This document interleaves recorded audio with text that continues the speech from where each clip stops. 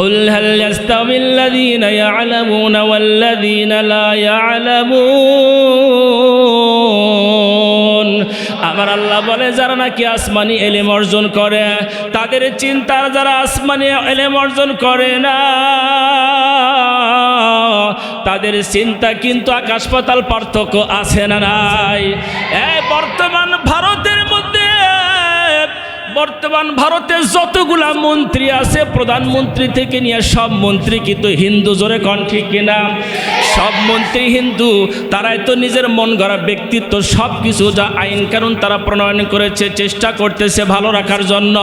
আজকে ভারতের দিকে লক্ষ্য রাখো, ওই ভারতের সবাই যদি ওই হিন্দুগুলা মন্ত্রী, কিন্তু ভারতের মধ্যে বর্তমান 2026 সালে ঈদুল আজহার আগে কোনো শান্তি জোরকান আছে? কোনো শান্তি নাই। কেন নাই বাবা? মুসলমানরা প্রত্যেক বছরে গরুগুলো কিনে কুরবানি দিত, জোরে কোন ঠিক কিনা? এখন তারা বলছে গরুটা বিক্রি করাও নিষেধ, কুরবানি দেওয়াটাও নিষেধ। আল্লাহ তাবারক ওয়া তাআলা মুসলমানের জন্য এমন সুন্দর ব্যবস্থা করে রাখছেন। আমার আল্লাহর ইসলাম হলো দাবি। আল্লাহ বলে বান্দারে শুধু গরু নয় বরং দুম্বা আছে, ছাগল আছে, উট আছে, জোরে কোন ঠিক কিনা? বিকল্প কুরবানি দেওয়ার সিস্টেম আছে। এখন ভারতের মুসলমানরা তারা চিন্তা করেছে, সিদ্ধান্ত করেছে যেহেতু এরা গরু কুরবানি দিলে আমাদের ক্ষতি করে বসে, গরু দিব না, তার পরিবর্তে অন্য কিছু দিব, ওদের একটা গরু আর আমরা কিনবো না।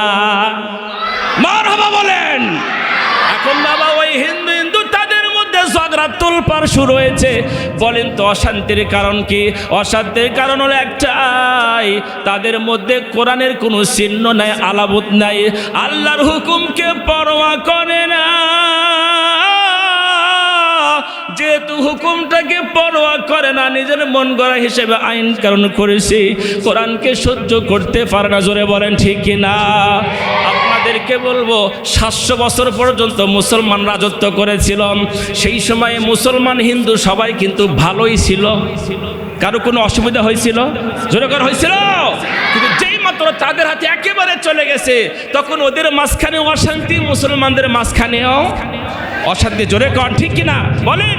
আমার দেশে আমরা যা কিছু সম্পদ ইত্যাদি যা নাজ নিয়ামত আমরা পাচ্ছি, এইটা কিন্তু আমাদের এত কম পাওয়ার কথা না, আমাদের আরও পাওয়ার কথা ছিল, জোরে কন ঠিক কিনা?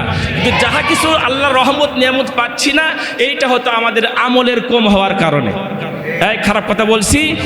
আমার দেশে বাবা মুসলিম কান্ট্রি, ইসলামিক কান্ট্রি নয়, এই মুসলমান দেশে বলেন তো আমরা যে নামাজ পড়ি, যদি ওই সংসদের মধ্যে একবার বিল পাস করতো নামাজের, 5 ওয়াক্ত নামাজের, তাহলে সব মানুষ নামাজি হইতো। আর সব মানুষ নামাজি হইলে এই দেশে আল্লাহর রহমত শুরু হয়ে যাইত। অনেক সময় দেখবেন ছোট্ট বাচ্চারা একে অপরের মুখ ভেঙচিয়ে, কথা বলা লাগে না, মুখে মুখে ইশারায় তর্ক বিতর্ক হয় কিনা? হয় না? তো একটা জায়গাতে আলেম ওলামা বসে আছে, সাধারণ লোকও বসে আছে, শুনতেছে, আলোচনা শুনতেছে।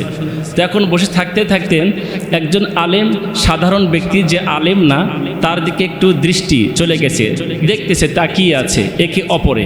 তাদের মাঝখানে মনের মধ্যে কেমন যেন ছোট বাচ্চার মতো তর্ক বিতর্ক শুরু হতে যাচ্ছে। বলেন এমন হয় না? এই সময় আলেম ব্যক্তি ও এখন আঙ্গুল তুলে ইশারা করছে। কয় আঙ্গুল? কয়টা? একটা। আর সাধারণ ব্যক্তি এবার উল্টা তর্ক করার জন্য, জিতার জন্য বলছে 2টা। ধরে কোন কয়টা?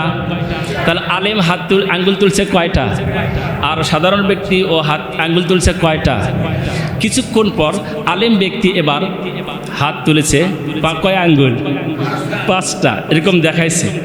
এখন সাধারণ ব্যক্তি রাগ বিরাগ বা যে কোনো ভাবেই হোক, কি যে মনে করছে, এবার কিল ঘুষি।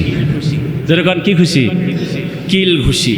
কিছুক্ষণ পর আলেম ব্যক্তি ওনার ব্যাগের থেকে একটা ডিম বের করছে। যেরকম কি বের করছে? ডিম। এখন সাধারণ ব্যক্তি ওর ব্যাগে ছিল পেঁয়াজ। কি ছিল? এবার বের করছে আলেম ব্যক্তি একটা, ও করছে কয়টা? 2টা। যেরকম কয়টা? এখন শেষমেশ লোকজন বলতেছে ব্যাপার কি, আপনারা যে মনে মনে তর্ক বিতর্ক করলেন, আসলে কার কি উদ্দেশ্য একটু বলা যাবে কি?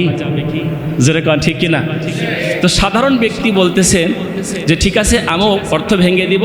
এখন আলেম ব্যক্তি যিনি উনি আগে অর্থটা ভেঙে দেখ, ও মানে ভেঙে দেখ, অর্থটা বলুক যে উদ্দেশ্যটা কি।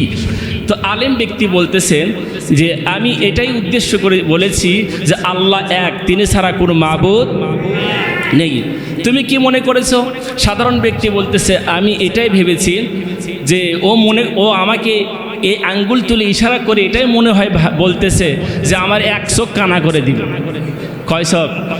তখন আমারও মেজাজ খারাপ হয়েছে, তখন আমি রাগ করে এই 2 আঙ্গুল তুলে বলছি তোর 2 চোখ কানা করে দিব। কথা কন কয় চোখ? তাহলে আলেম ব্যক্তির চিন্তা কি আর সাধারণ ব্যক্তির চিন্তা কি? দুটার কি এক না পার্থক্য আছে? এখন আলেম ব্যক্তি বলছে যে আমি ওনার 2 আঙ্গুল ইশারা করা দেখে এটাই বুঝেছি যে আল্লাহ এক হবে, 2 হবে না। সুবহানাল্লাহ খান। আলেমের চিন্তা। সাধারণ ব্যক্তির চিন্তা কি? যে ও মনে হয় আমার চোখটা কানা করে দিবে একটা, তাহলে আমি কয়টা কানা করে দিব? 2টা। কি বড় খারাপ কথা, ঠিক না? তারপরে হওয়ার পরে তো আলেম ব্যক্তি বলছে আমি ইশারা করেছি। আমি কি করেছি? ইশারা করছি। ইসলামের ভিত্তি কয়টি?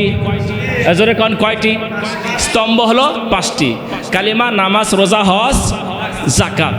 এখন ওই ব্যক্তিটা যখন এরকম মুষ্টি করেছে তখন আমি এটাই ভেবে নিয়েছি আমি আলেম হিসাবে যদি কেউ 5-এর উপর 6 বলে তার কিল ঘুষি হবে। সুবহানাল্লাহ। তখন ওকে বলতেছে আচ্ছা ঠিক আছে তুমি কি মনে করলা, কিল ঘুষি কেন ওরকম করলা? তো বলতেছে আমি মনে করছিলাম যে হুজুর মনে হয় আমাকে থাপ্পড় দিবে, 5 আঙ্গুলের দাগ তুললে আমি ঘুষি দিব। তাহলে বলেন তো জ্ঞান, চিন্তা, ফিকির এবং মন মানসিক মাইন্ডেড কম বেশি আছে না নাই? জোরে কোন আছে না নাই?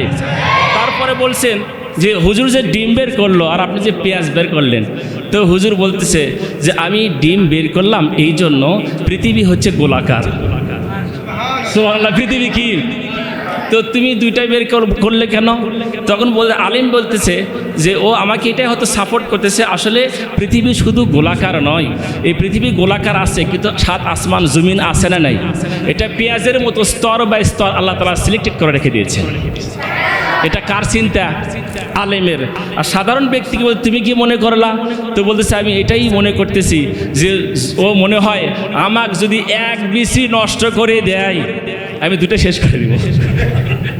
এই কথা কর না কে?